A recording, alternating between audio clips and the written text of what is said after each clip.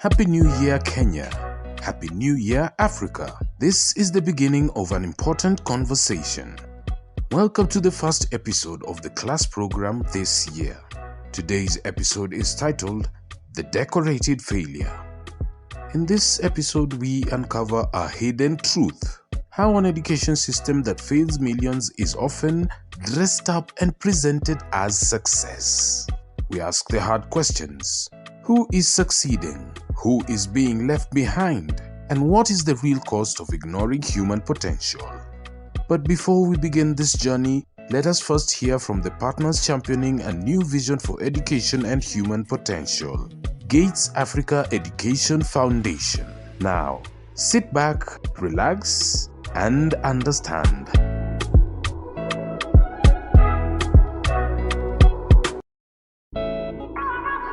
Do you know where you can find Gates Africa Education Group in Kenya?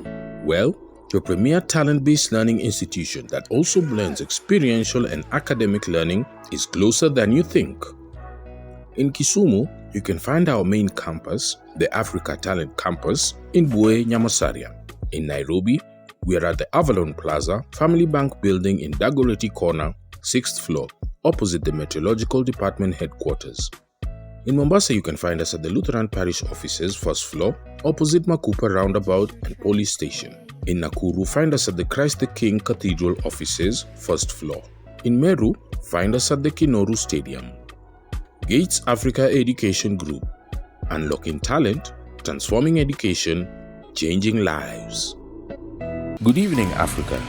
It is another Tuesday and welcome to the class program, the only program in the country that takes a deep dive into modern learning approaches and why Africa continues to lag behind other continents when it comes to education and learning transformation. But first, let's begin with some of the week's highlights in education and related learning.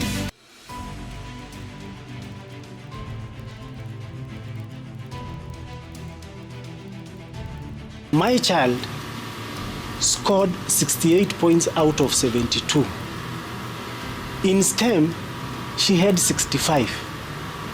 If you ask me, that learner is supposed to be in a C1 school, but she's not. She has been placed in a C2 lower school. Why? What is the criteria that you are using? What are the cut-off points? Kuna watoto wengine ambao walipata pointi chini ya ile mtoto wangu alipata na ameitwa katika shule ya C1. Kwa mfano kuna mtoto ambaye amepata pointi 50 ama hata 60 na ameitwa katika shule ya C1.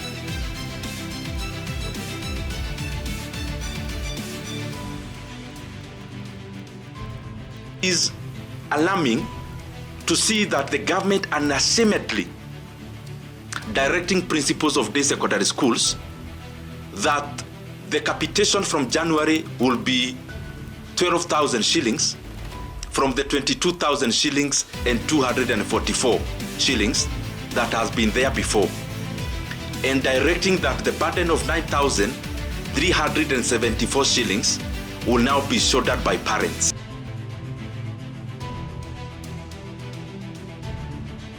You know, you don't need to even think much. If you remember, these are the same guys who baptized CBC to CBE, hoping it will cure trafficking, just changing names. These are the same guys who did not know where to put junior secondary school. These are the guys who said the children would find pathways. Now there's a battlefield instead of a pathway. The paths are dark. Now, national school, see what? We are now talking the wrong things.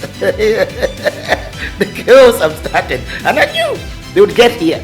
You know, I knew them. They would finally get here. Now, you are pretending that your child is going to grade 10. First, your problem is which school? Is it the right pathway?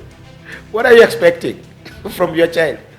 Mamma mia, this is getting more interesting. Kenya, and their plagiarism, without understanding.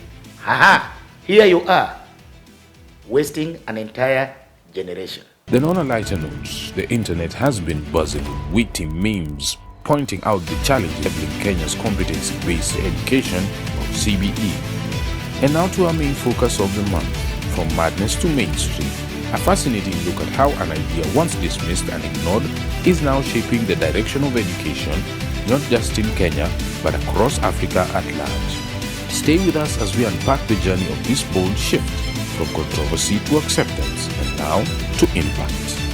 And after the break, the decorated failure, the true face of Kenya's failing education system, a critical look at Kenya and generally Africa's education systems that are decorated as successes while in truth are different. Don't go away.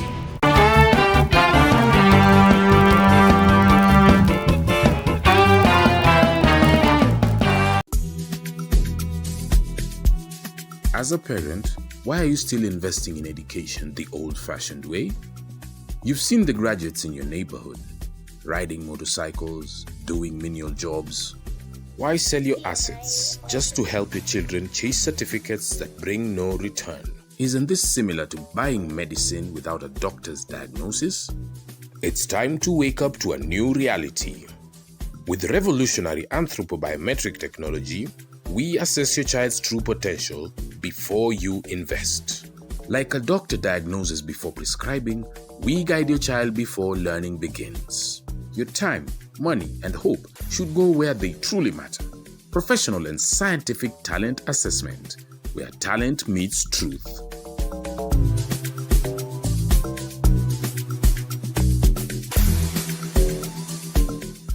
Kenya's education system has been hailed as a model of progress. Bold, ambitious, and forward-looking. From free education to the competency-based curriculum, the promise was simple: to empower every learner. But today we ask, are we measuring success or disguising failure? In the official narrative, CBC is a triumph. Enrollments are up, completion rates are high, classrooms are full. But this success story is based on numbers, not knowledge. And the people thought that what we were doing was a curriculum, and therefore they changed from the original learning diagnosis to forming a curriculum known as the CBC, the competence-based curriculum. And so we have now a curriculum with no engine.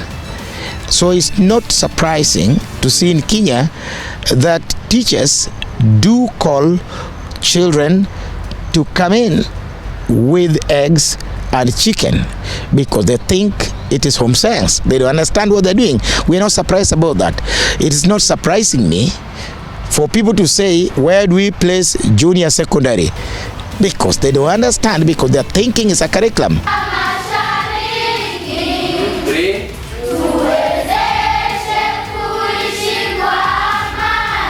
Access to education has improved, yes, but what about the quality?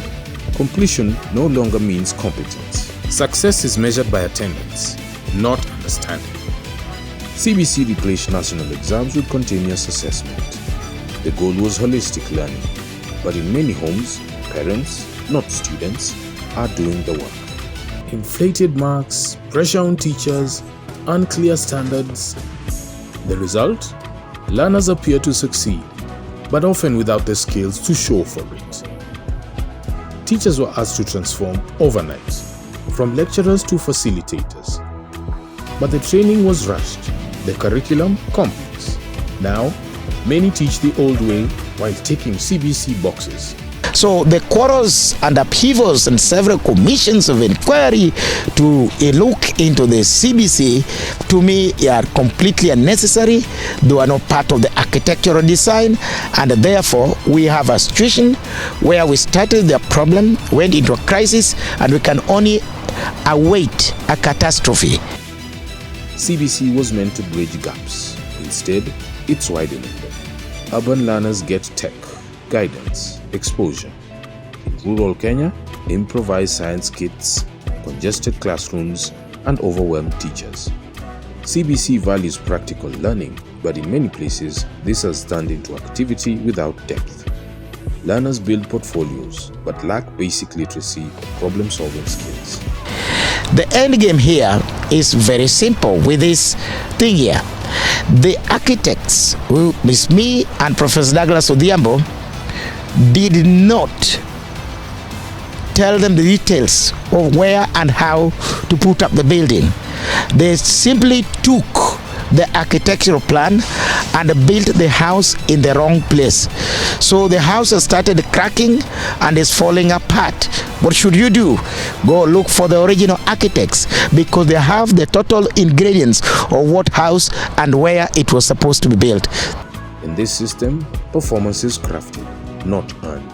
Schools stage events for show. Exams are softened. Everyone passes, and failure is forgotten. We are raising confident children without competence. When they reach the real world, the mask slips and the betrayal becomes clear. Kenya's education system doesn't need more decoration. It needs truth, honest evaluation, investment in teachers, equal opportunities for every learner. Because only when we stop pretending can we truly begin to succeed.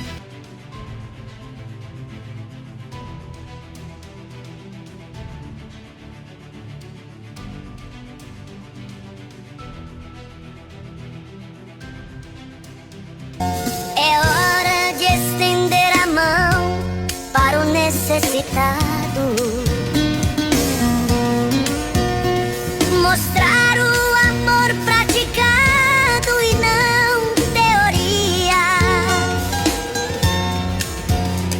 Fazer o bem é o dever de qualquer cidadão. Hello, darkness, my old friend. I've come to talk with you again. Because the vision softly creeping left its seeds while I was sleeping. That's all we have for today. Till next week Tuesday, same time, I am Fredo Mulo for the class program.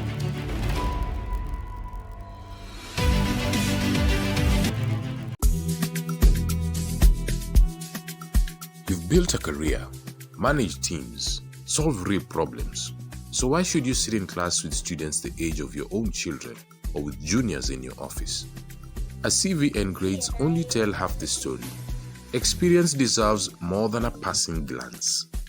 Introducing Matric, a professional and scientific evaluation of your life and work experience, designed to assign real credit where it's truly earned. You've led, learned, and delivered long before stepping into a classroom. Matric converts that journey into learning values and a fast track towards graduation. No more guesswork, no more back to square one, no starting from lower levels, just science-backed recognition of who you've become. Matric aligns your age, status, and life story with the right learning path and level. Dignity, flexibility, progress. Matric, you've lived it. Now let it count.